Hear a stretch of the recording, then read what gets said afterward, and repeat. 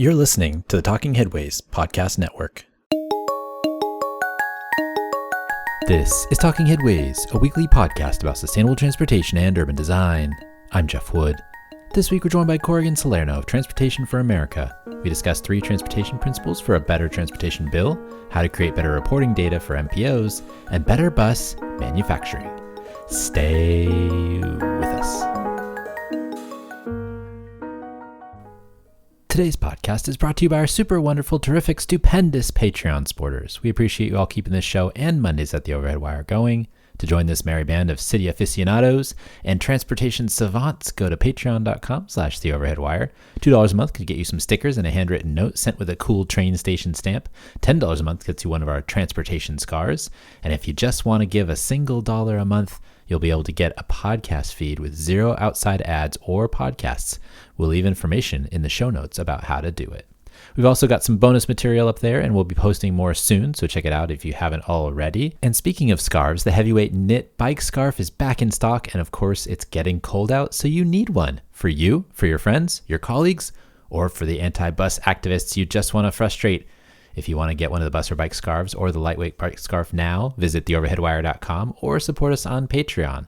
And if you want to support the show in other ways, you can buy books from the authors we've chatted with on the podcast at the bookshop site, bookshop.org/shop/theoverheadwire, or find our Cars Are Cholesterol merch at bit.ly/carsarecholesterol.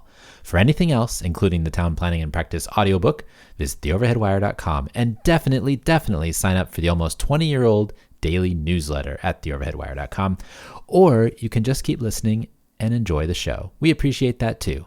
You can find us on Blue Sky, Mastodon, Threads, Instagram, Flickr, YouTube, Substack, and LinkedIn if you want to connect. Usually at the Overhead Wire, but with Flickr, it's Transit Nerds. Some great stuff coming up, so keep on listening and enjoy the show.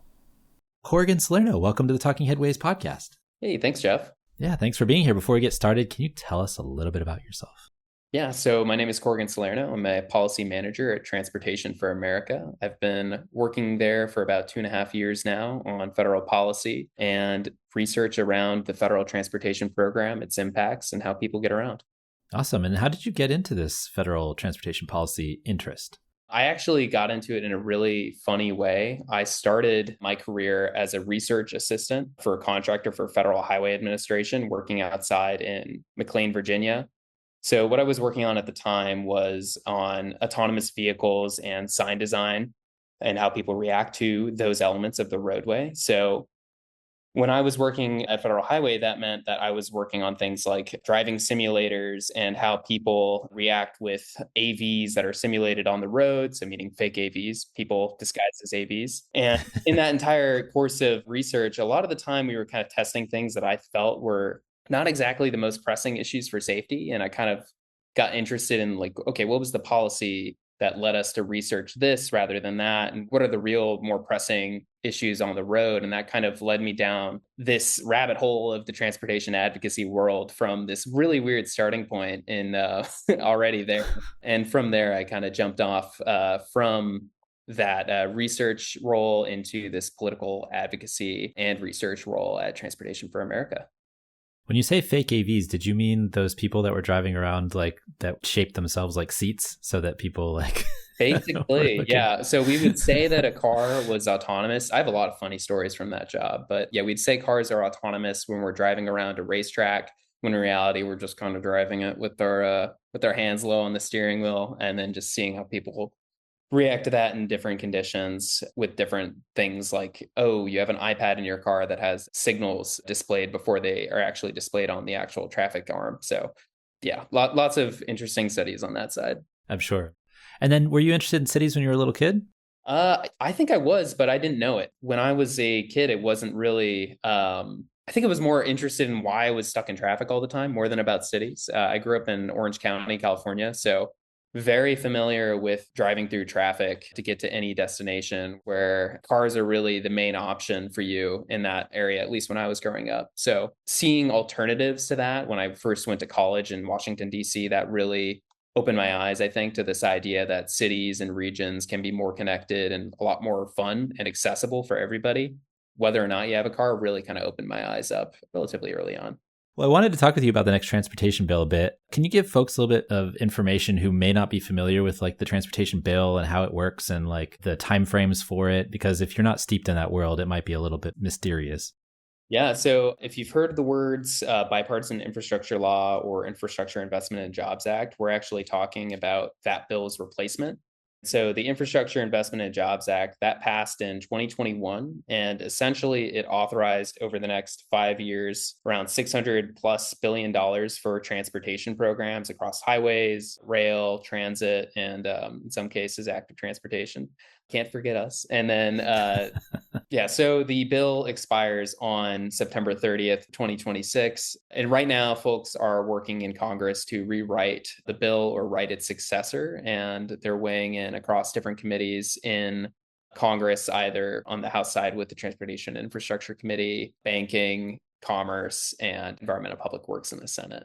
Yeah. I'm always interested too in like the naming conventions of these bills, like Ice-T and Safety Lou. Lou was the name of somebody's wife, I think. A legacy of users is that actual term, but sometimes it gets a little silly season on the naming conventions. But the bill is really important. And so how many times has the bill actually been reauthorized in that 6-year period that it's supposed to be?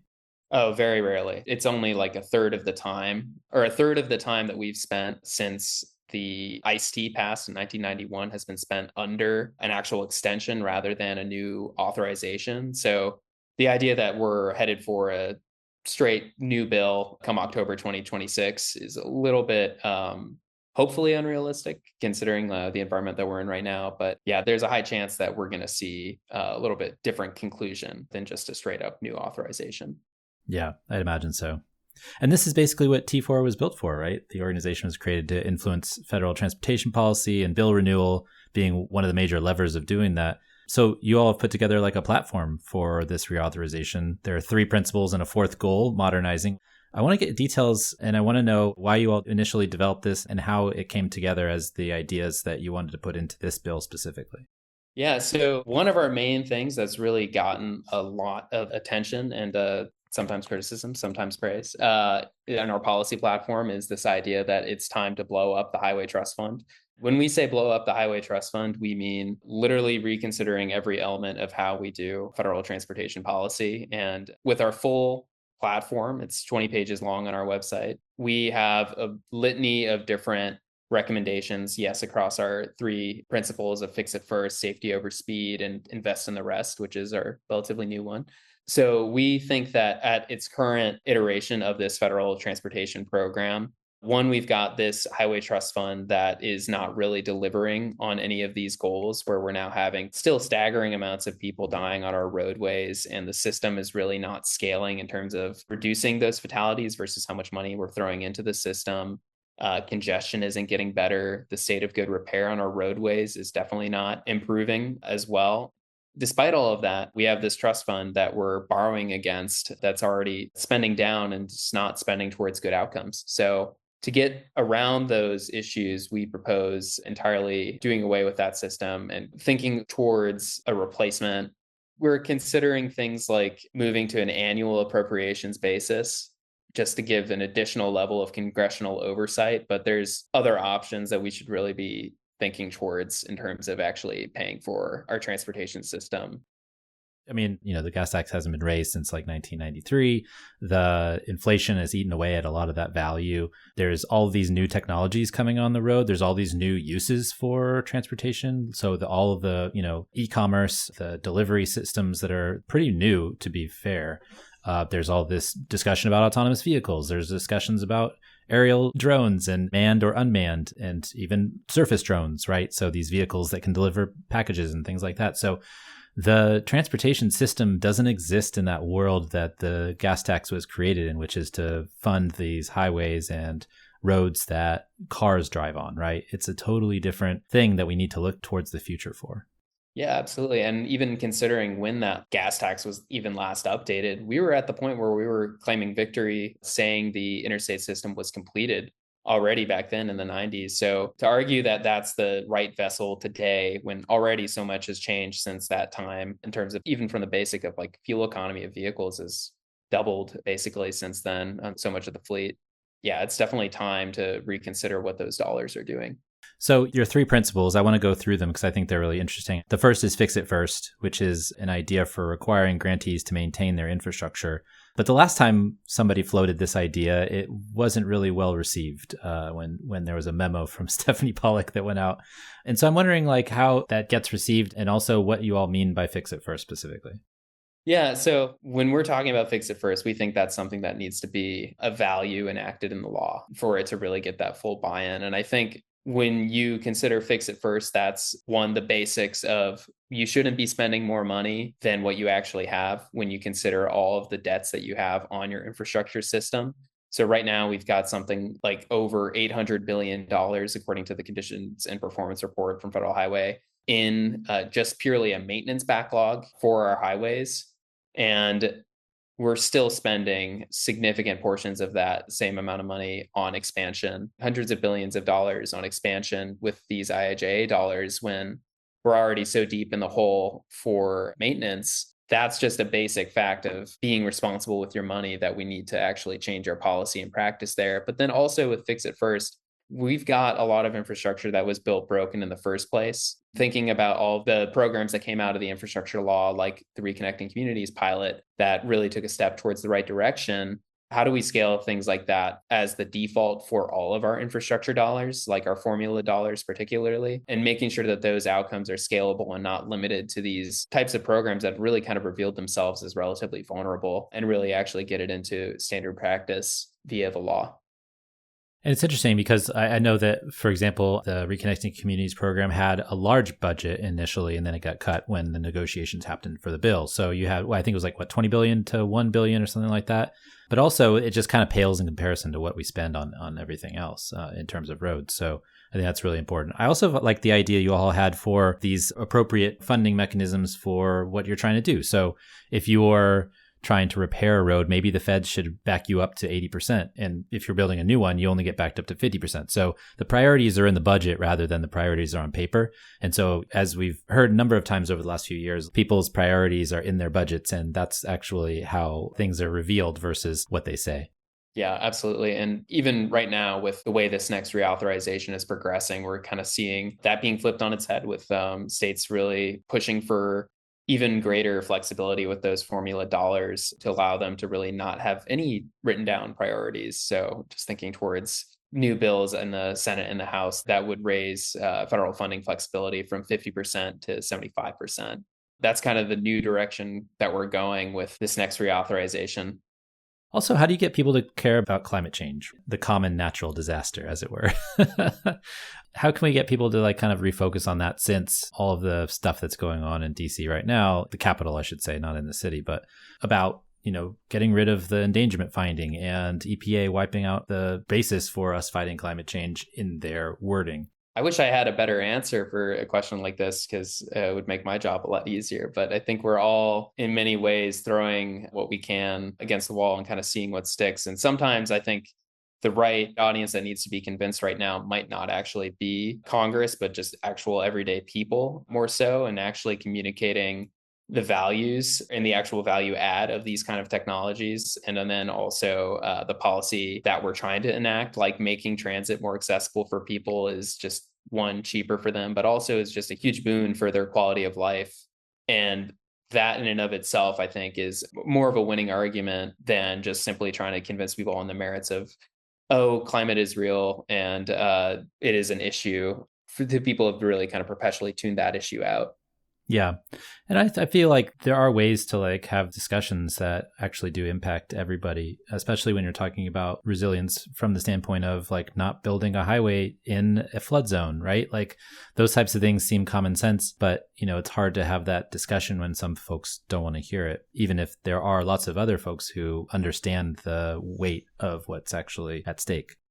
The next principle I want to talk about is invest in the rest, which focuses on transit, passenger rail, electric vehicles. So I'm wondering what the important points are for transit coming up in this next reauthorization. Yeah, transit's not in a good spot right now. I think we all can say that. Obviously, all of the transit agencies are facing a bit of a downturn with ridership, and we're at a moment where we're seeing huge changes in commuter patterns across the board. And for a lot of these more fare dependent services, we're looking at gaps in terms of the revenue from riders and fares. We're looking at the Stronger Communities Through Better Transit Act, which would provide an actual federal stream for operations funding.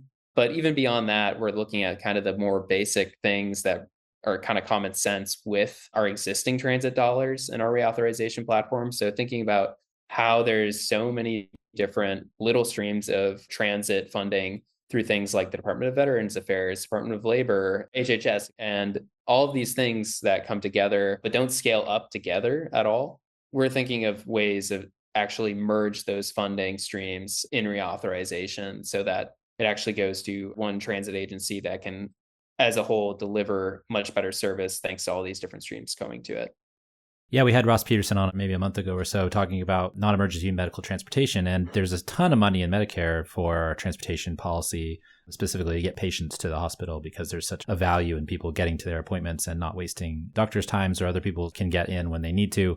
There's so much money in all these little pots. But if you combine the pots, they actually turn out to be something bigger and they exist still. But it's hard to just kind of focus on transportation from just a reauthorization standpoint if they have existing systems in these other bills. Even if something like was in a health bill or something was in the farm bill or something like that, there's just like so much money out there that goes to these things. But then, like you said, they're like kind of bifurcated and split. So if you combine them, that would be beneficial, especially to these rural agencies who depend on it so much for operations. Yeah, absolutely. And then further through our whole platform of Invest in the Rest, we're looking at things like how do we lower the cost of transit projects themselves? And then also the procurement of things like buses. So right now, there was a big push in the last administration too to kind of address this issue of bus customization. And we're hoping to see a lot of that continue to follow through in this next bill. Can you explain that a little bit? I mean, I think I understand what you're talking about, but it's really interesting to think about how different agencies order buses and what they ask for and whether the streamlining of that process could actually, get some procurement wins. Yeah, so right now, agencies have had a lot of leniency with their federal dollars on how to actually spend on their rolling stock. So that could mean for any given factory that makes buses, they could expect a customer having a customization request from anything from the shape of their windshield to the mirrors to the AC unit that's installed. And all of these different things kind of work against scaling the price of vehicles down with the economies of scale for the manufacturer side.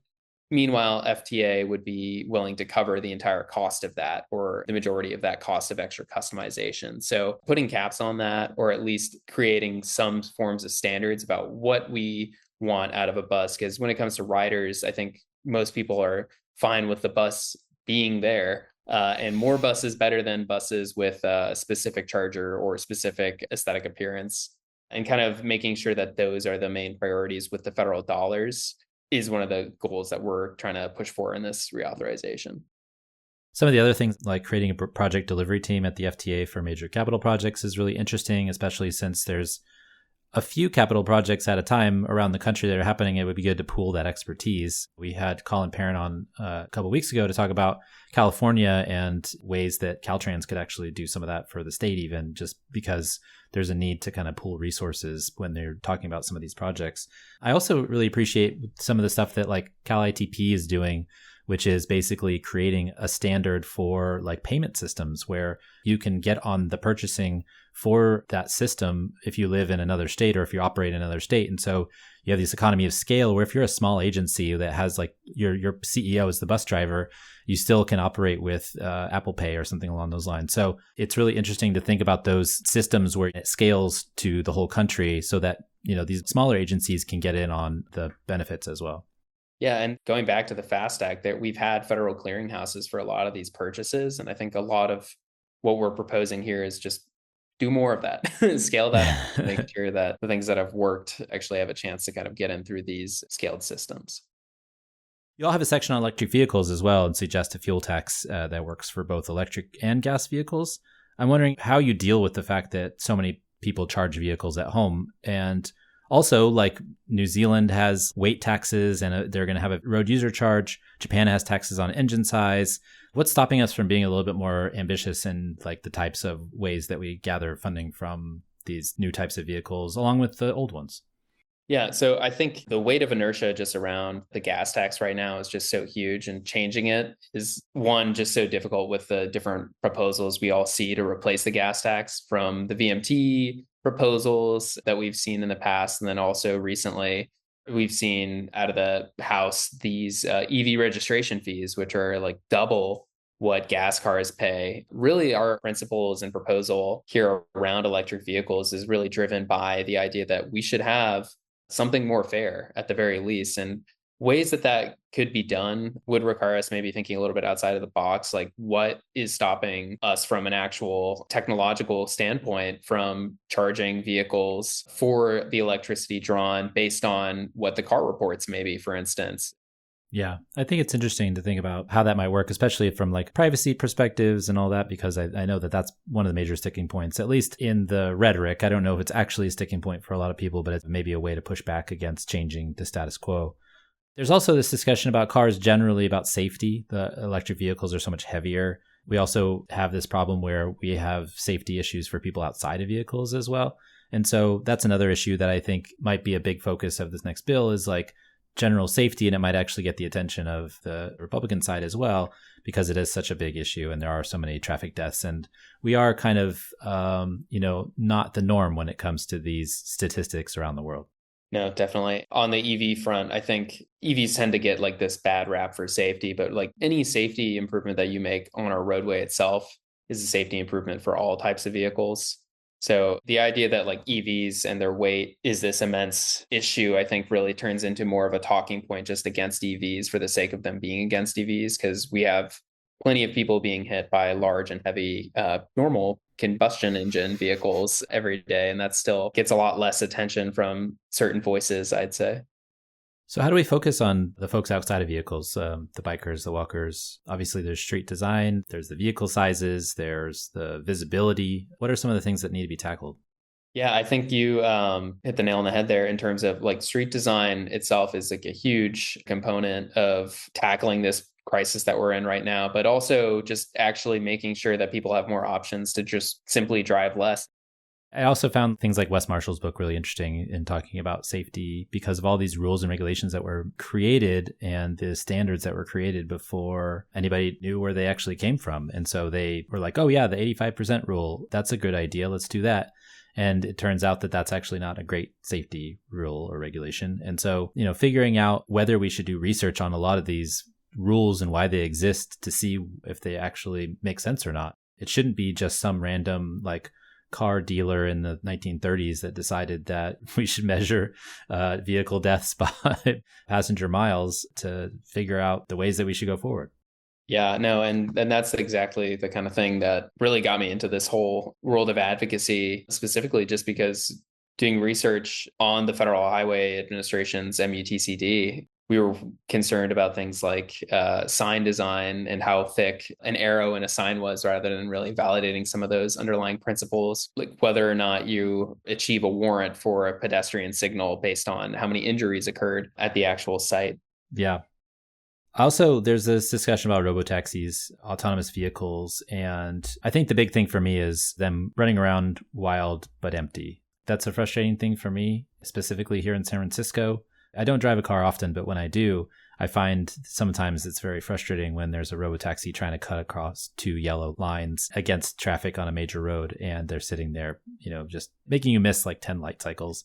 I wish I was in a bike at that point. If it's empty, it's even more frustrating, right? And so they're taking up 250 square feet of space, and now they're taking up 250 square feet of space without a person in them. And so I think that that's one of the things that maybe should be addressed. Like, yeah, it's great to think about the possibilities of greater safety, but our streets in cities specifically are very overtaken by cars already. And so trying to get the transit to work in these spaces is already hard. And so we're creating an opportunity for these vehicles to duplicate a route that already has a bus. And so why are we letting these vehicles be empty to take people places where the bus already goes?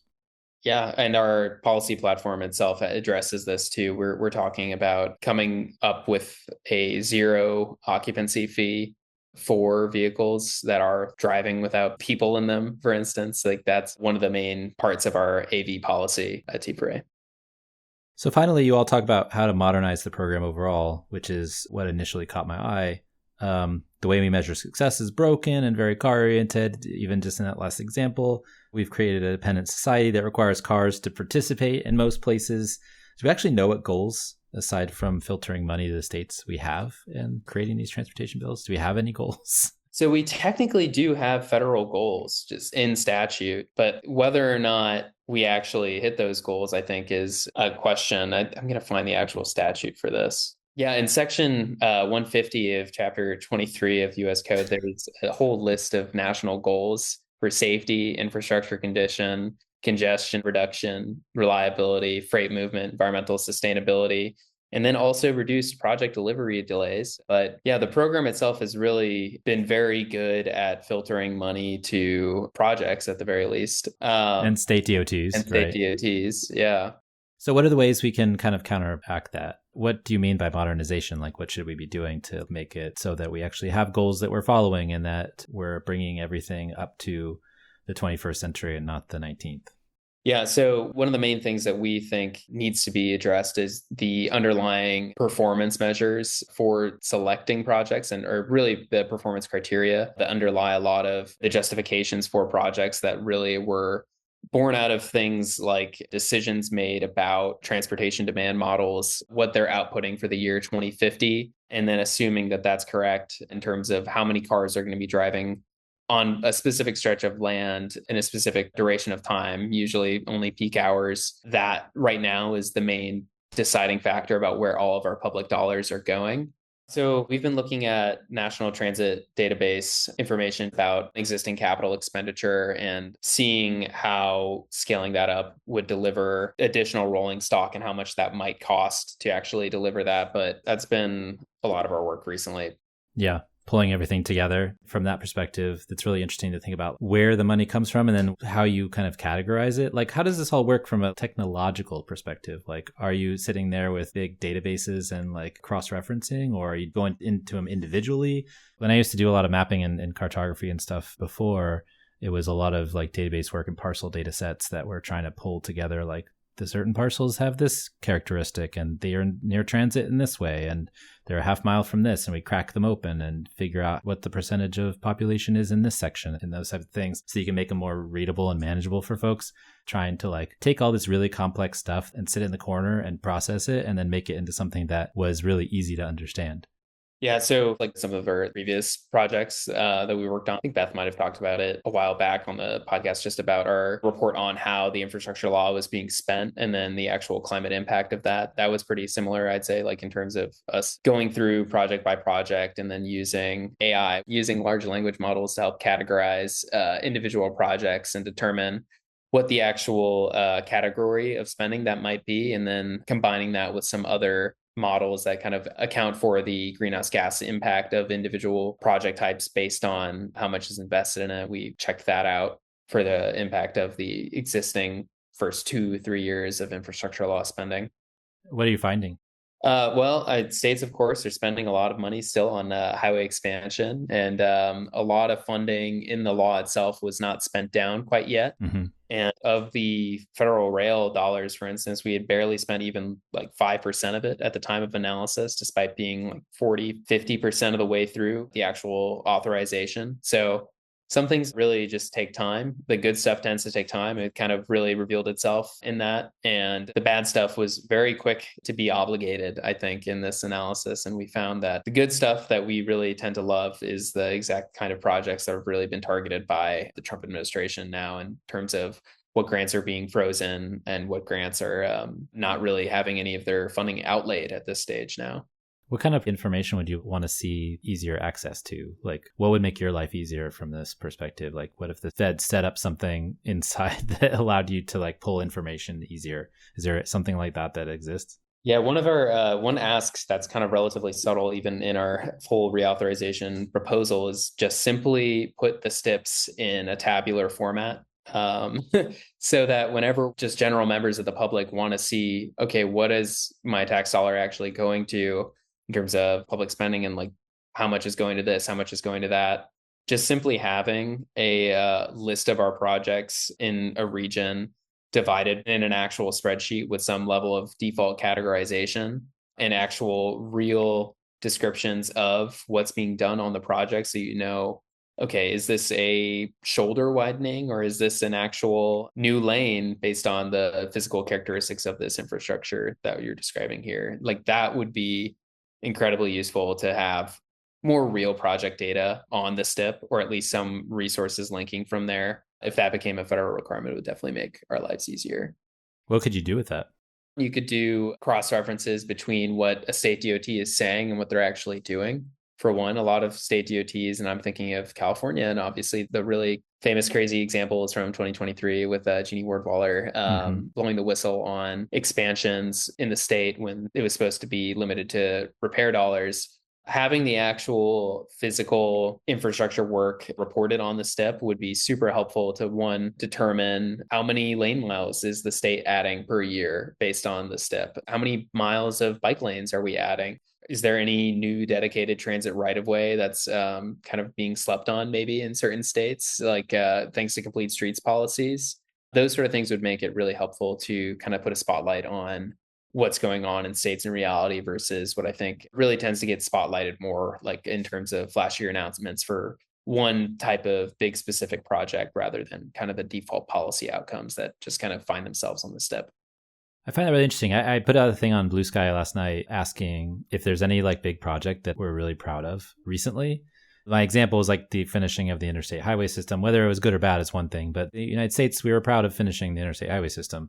The other thing was like the Golden Gate Bridge, like is a feat of engineering marvel, and people are proud of the Golden Gate Bridge. And Stuart Schwartz and some other folks chimed in and was like Metro, and I was like, that was like back in the 60s and 70s, like that was a long time ago. Like anything recent where people are proud of this thing we did. And I'm wondering, like, is there anything? Because I can think of like, if I was in London, I would be really proud of the Elizabeth line. Or if I was in Paris, I would be really proud of the expansion of the Grand Paris Express or the electrification of India's rail lines. They did the whole thing in like a 10-year period or something like that. Or even like the 48,000 miles of China's high-speed rail. Like you can point to that and be like, that's impressive. And so from your perspective, is there anything that you think you could collect that information from those databases and be like, well, actually, we should be proud of this. We should be proud that we put this many bike lanes over the last 10 years. It might not seem like a lot when you look through everything and the way we talk about it, but according to this data, we should be really happy with that. Yeah, I feel like that would be the case for bike lanes, definitely. Whether or not that same data would have like the quality of that bike lane incorporated, maybe that could be something we would ask of folks to report, like whether or not it's protected or separated or just buffered, et cetera. Yeah, that would be, I think, from that data, a big win that would be kind of hidden. But like I feel like we can at least be a little happy for LA Metro, right? In the last few years, they've had some pretty successful build outs, taking their time and money, obviously, but at least they're, as a major system, committed to building that infrastructure out in a way that's really not seen in any other part of the country, especially with like a full commitment to building out heavy rail where they can. Yeah. I guess Seattle's a little bit too. Like, yeah, that light rail. Some light rail systems. I wonder if you could use like, with all these large language models, and I'm going to say LLMs because I think AI is just a silly term overall. Because it's basically, and we were talking with folks on the show about this, it's basically just a fancy word for using more computing power. It's like a Pentium chip versus a punch card. Yep. And now it's like AI, people using it for that.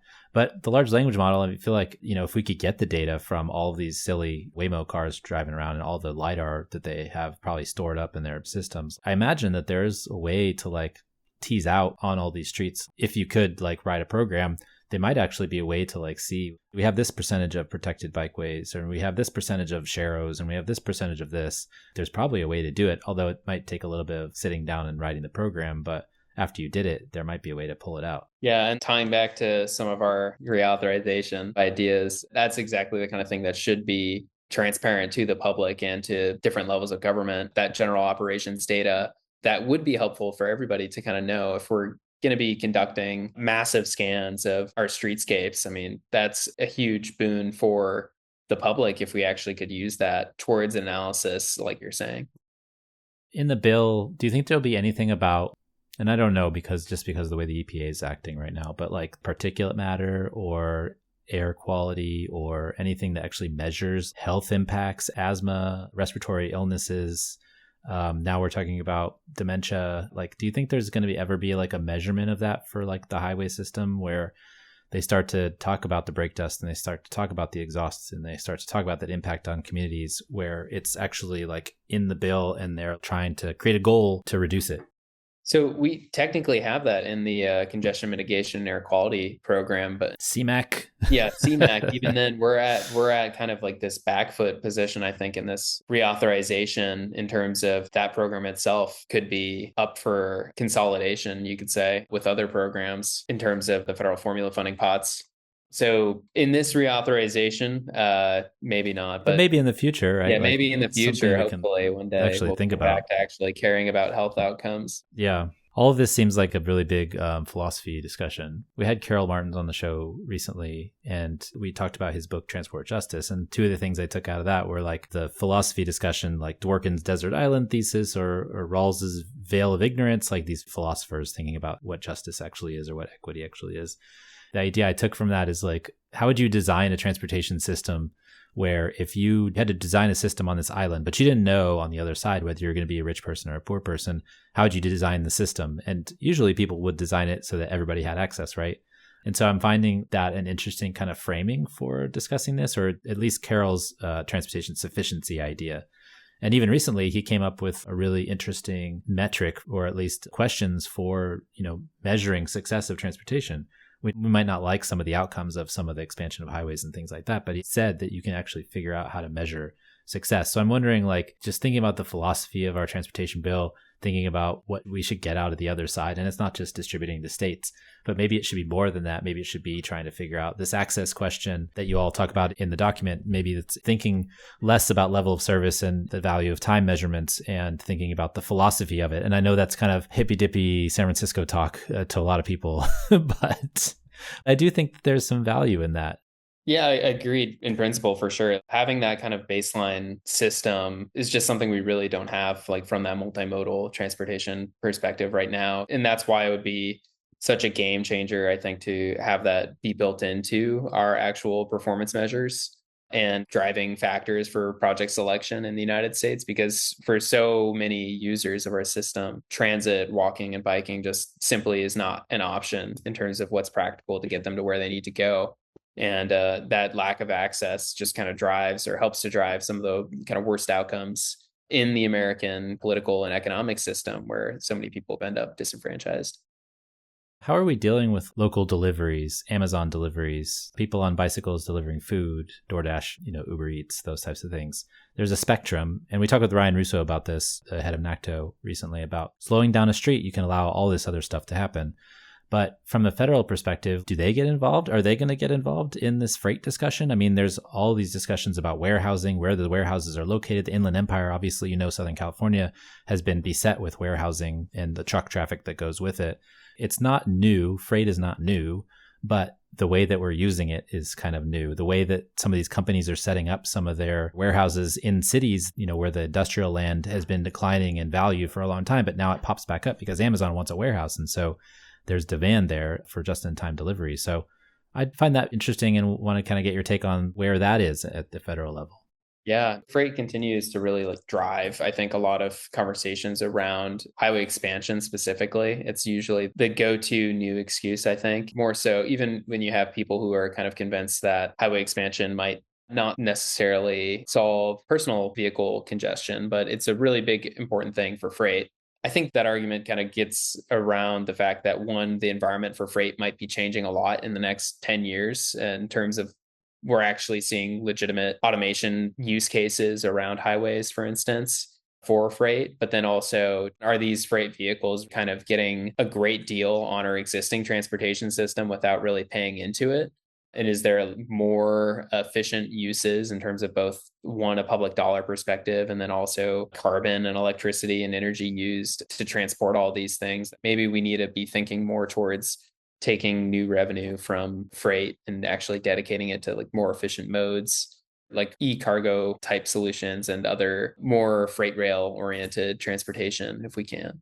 Or maybe like support the ideas for hubs and not like maybe the way that we think of them from like drop off your freight and then go to the center of the city with your cargo bike. But there's long haul and short haul trucking. There's the just in time delivery stuff. There's all kinds of different ways of looking at that. And so maybe on the outskirts of city, the feds would really want to support transfer stations for the different truck types before they start going into the urban core, those types of things. And so there's lots of ways to look at it. And I'm sure people have thought about it, obviously, but from an urban transportation planning perspective, it's not something I hear about a ton. And every time I come across something about it, I find it very fascinating. Yeah, and it's definitely driving a lot of conversations at the federal level for sure. What do you think about what's coming up the pipe? Like overall, how are your feelings about the reauthorization bill? What should we be expecting? Are there ways for us to plug in to get involved until that bill passes maybe next year or the year after, or even the year after that? It's never a bad time to bother your federal delegation about transportation issues and the way that you care about them. Usually transportation is one of the last things that are on a lot of staffers' minds. When there are concerned people, I think that really helps to influence this conversation, but also staying organized and plugged in with organizations like us at Transportation for America, or our partners like America Walks, the National Campaign for Transit Justice, all of these different organizations that help plug in and weigh in at the federal level. It's really important to ensure that, one, people at the federal level and the staff especially know that there are issues in the transportation system that everyday people care about. And two, the solutions that we are thinking of are not the same as what's kind of being peddled to them by some of the more traditional actors in federal advocacy, thinking towards state DOTs. So what Congress is concerned about right now is solving a lot of issues with streamlining and interpreting that as it being important to make it easier for state DOTs to use federal funding flexibly without attachment to performance goals. But in reality, maybe that streamlining means making it easier for states to use National Highway Performance Program dollars to spend on any sort of transit project, because right now you can flex up to 100% of any federal highway formula dollar to transit, but you're kind of brushing up against limits around the types of projects you can spend under each pot. So there's a lot of different things that you can weigh in on. And of course, Jeff does a phenomenal job at elevating a lot of these issues, and same with all the other folks at Streets Plug that we love. So stay plugged in there and make sure you're bothering congressional staff all the time. What's the best way to find out about the platform and what's going on with T4? You can check out our website. It's t4america.org, and that's just the number 4. And we've got a blog where we're very often posting about what's going on at the federal level, different initiatives that we're running, such as newly relaunched Community Connectors program, which is our second round of a program that's structured as a technical assistance for small and medium-sized cities working on reconnecting communities type projects. But you can take a look at our blog at t4america.org for those kind of updates. And then where can folks find you if you wish to be found? I am very quiet on the internet. I've got a Blue Sky. If you want to find me there, it's just Corrigan, Salerno over there. And I'm also on LinkedIn. But if it's going online, odds are it's going on our T4A blog. Awesome. Well, Corrigan, thanks for joining us. We really appreciate your time. Thanks so much, Jeff. And thanks for joining us. The Talking Headways podcast is a project of the Overhead Wire and appears first at Streetsblog USA. Thanks to our generous Patreon supporters who support this show and Mondays at the Overhead Wire. You can support the show as always by going to patreon.com/theoverheadwire. Sign up for our almost 20-year-old newsletter as well by visiting theoverheadwire.com, or check out the show notes for merch or other opportunities to connect. Follow along using your podcatcher of choice, but if you can't find it there, you can always find it at its original home at usa.streetsblog.org. We'll see you next time at Talking Headways.